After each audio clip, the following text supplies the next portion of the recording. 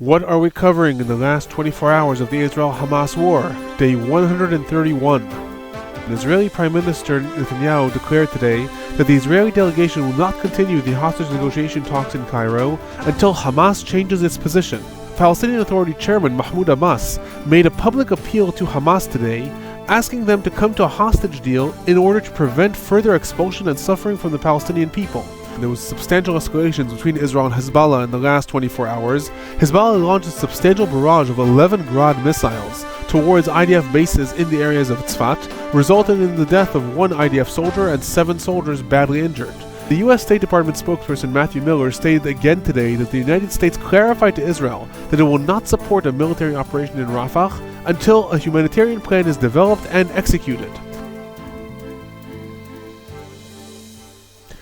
Hello everyone, I am Alon Burstein, visiting assistant professor in the Department of Political Science and Israel Institute fellow at the University of California, Irvine, here bringing you the summary of the last 24 hours of the Israel-Hamas War.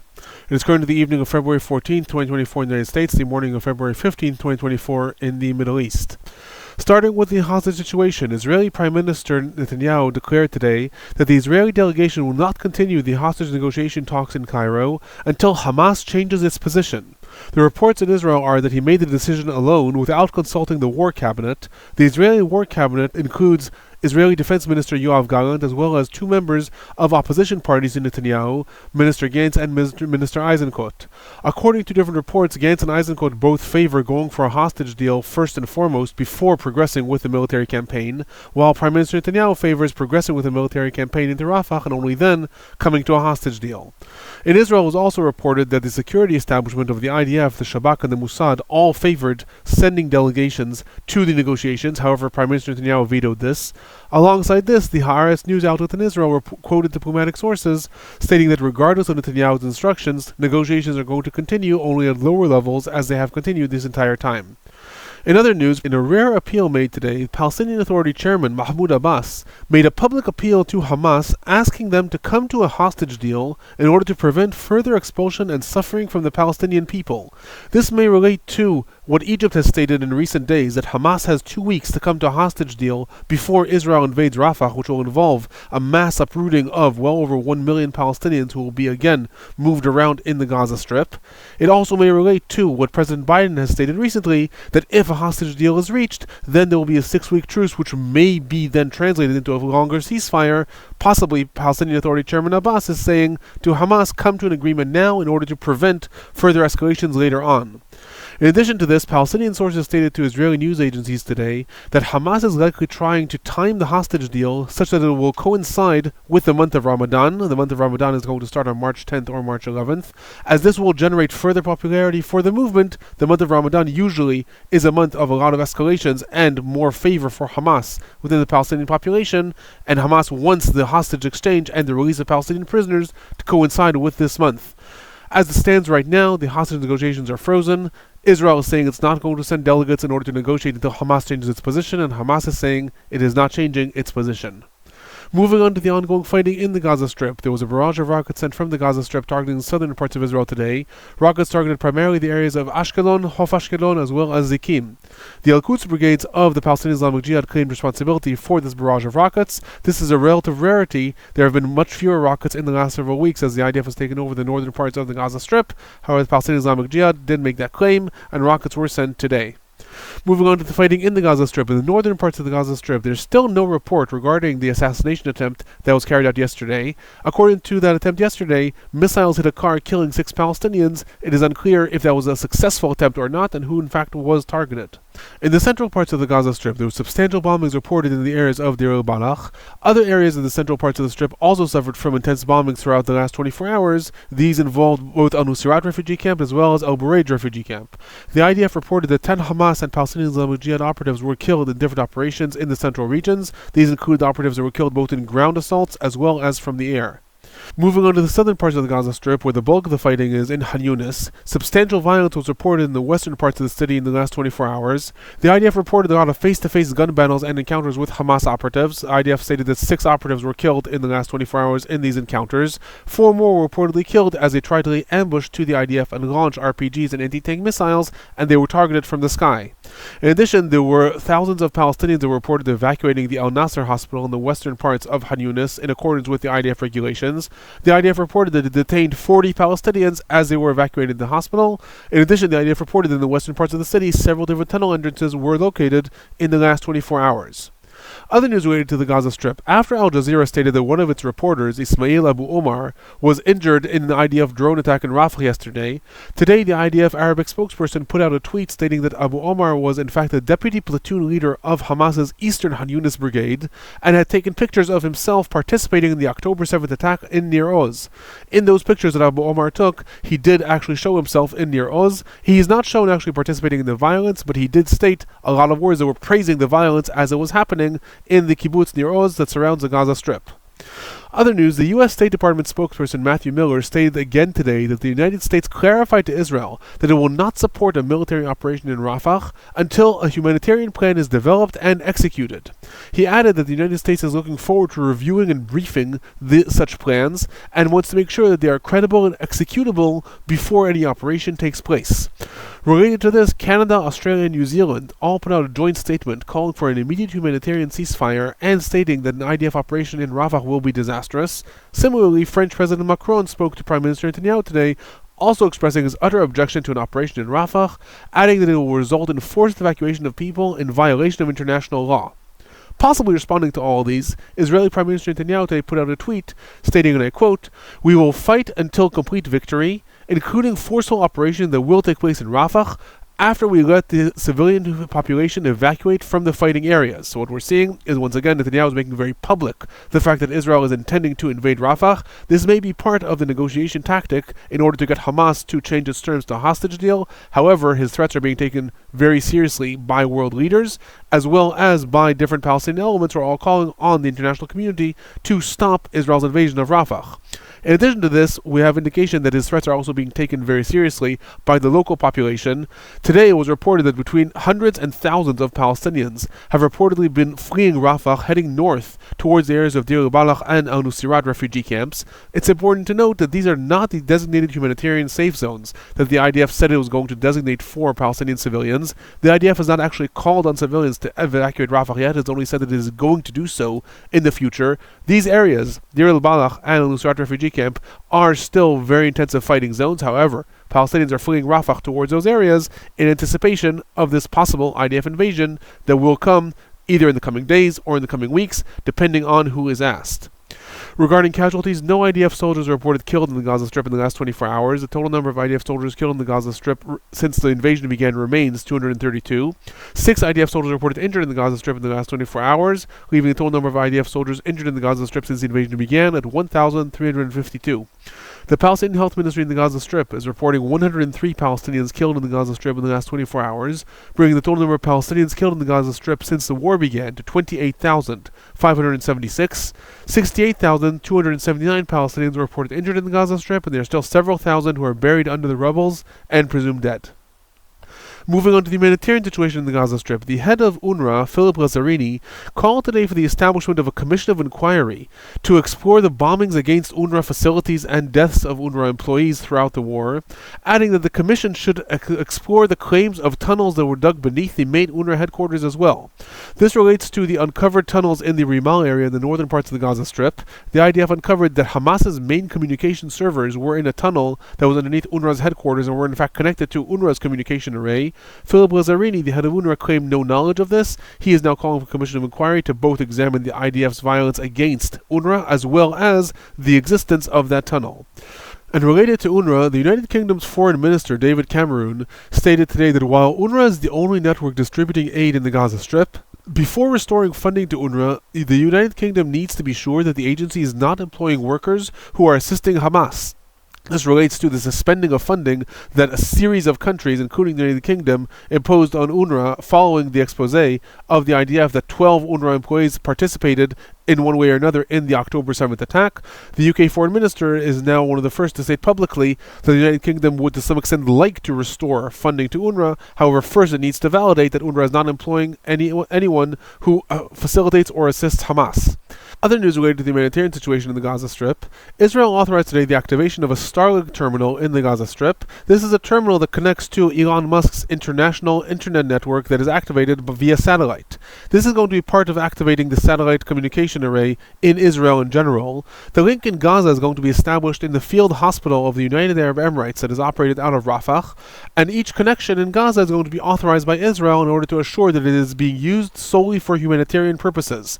Elon Musk offered activating the Starlink network in Gaza already at the end of the month of October. At this point, it was rejected by Israel, stating that it would be used by Hamas. Apparently, there's been negotiations going on throughout this entire time. Israel has now authorized the activation of Starlink in the Gaza Strip as long as it is used solely for humanitarian purposes. Other news, while the Al Nasser hospital is being gradually evacuated in Khan Yunis, the diesel-powered generator in the hospital reportedly stopped working between February 13th and February 14th. This means an entire electrical communications failure in the hospital. This caused the death of a 10-year-old Palestinian child. Some 1,500 patients, medical workers, and internally displaced people remain in the hospital as the IDF is gradually evacuating it. Regarding the entrance of humanitarian aid trucks to the Gaza Strip, the Tzav 9 organization, this is the organization that is protesting the entrance of humanitarian aid trucks in Israel, blocked the Nitzana crossing today. That is the crossing in which different aid trucks are inspected before they go to the Rafah crossing. The organization also published photos showing that at the beginning of the week in the Kerem Shalom crossing, military gear, including helmets, bulletproof vests, as well as other military equipment, were found in security inspection of the aid trucks, adding that this was military gear that was being smuggled to Hamas. The organization again called upon Israel to stop the entrance of any humanitarian aid into the Gaza Strip, stating that this is just fueling and helping Hamas in the war. There were no reports, again, about how many aid trucks entered the Gaza Strip. This seems to be now a constant when these protests occur. No agency or official government report how many aid trucks entered the Gaza Strip in the last 24 hours.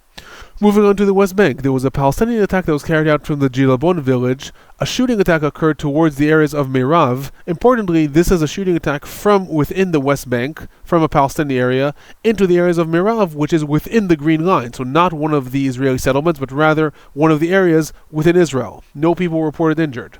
Regarding IDF activity, there was a substantial IDF operation that was reported in the Beit Omar, outside of Hebron. According to different reports, the operation started to go wrong, not according to how the IDF planned. This resulted in substantial and massive confrontations. 12 Palestinians are reported shot and injured, several of these badly injured. 1 Palestinian is reported killed. Other news, following the United States, the United Kingdom, and France, Germany announced today that it is also considering imposing sanctions against violent Israeli settlers. This is becoming an increasing concern in Israel. Different political establishments in Israel have again voiced concern that this is going to end up with different countries imposing sanctions against IDF officers as well, which will end up heavily influencing Israeli policy in the West Bank. Moving on to the northern parts of Israel, southern parts of Lebanon, there was substantial escalations between Israel and Hezbollah in the last 24 hours. Hezbollah launched a substantial barrage of 11 Grad missiles towards IDF bases in the areas of Tzfat, resulting in the death of 1 IDF soldier and 7 soldiers badly injured. 4 other missiles reportedly hit the areas of Netuah, 1 hit a parking lot of the hospital in Tzfat, and 1 was the direct hit in the base. Other launches of rockets from Hezbollah in the last 24 hours targeted the areas of Menara, Meron, Kadita, Gush Chalav, Dalton, Bar Yochai, Kerem Ben Zimra, Kfar Shammai, as well as other areas in the western and upper Galilee. This is a substantial escalation as opposed to the last coming to the previous days. Regarding IDF activity in the last 24 hours, the IDF also substantially amped up its activity in response to that barrage. Substantial rounds of attacks were noted against weapons warehouses and storages, and 3 Hezbollah command centers were also hit. Other attacks carried out against different military structures, forward command centers, and Hezbollah infrastructure. These attacks were noted in the areas of Jabal el-Barij, Huna, Dunin, Adashit, and Aswana.